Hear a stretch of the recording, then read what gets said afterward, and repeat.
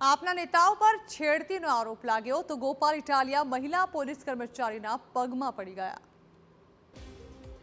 જૂનાગઢના માંડાવડ મગફળી કેન્દ્ર પર બબાલ કરી ગુંડાગીરી કરવાનો આરોપ આપના નેતાઓ સામે લાગ્યો, જે બાદ વાત વણસી જતા ધારાસભ્ય તેમના નેતાઓને બચાવવા મેદાને પડ્યા અને પોલીસ સ્ટેશન પર વરઘોડો કાઢી આપના આરોપી નેતા હાજર થયા અને પછી જુઓ ગોપાલ ઇટાલિયાએ કેવી રીતે સાચા હોવાનો પ્રયાસ કર્યો।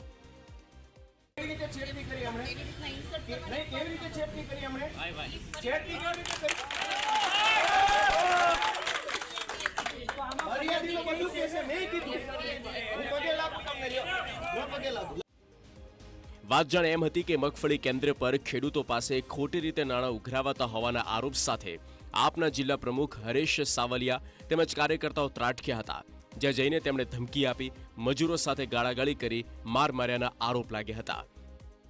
वहाँ जो लेबरर थे उनके साथ मारपीट की, गाली गलौज की और कुछ जाति सूचक शब्द जो हैं इस्तेमाल किए और एक लेबरर की जो वाइफ थी उनके साथ जो है इन्होंने गलत तरीके से जो है उनको छुआ। ગોપાલ ઇટાલિયાનો દાવો છે કે આપ નેતાઓને ખોટા કેસમાં ફસાવવામાં આવ્યા। ઇટાલિયાએ મહિલા પોલીસ કર્મી સાથે જીભાજોડી કરી મહિલા પોલીસ કર્મીની ઠેકડી ઉડાડતા હોય તેવું વર્તન પણ કર્યું।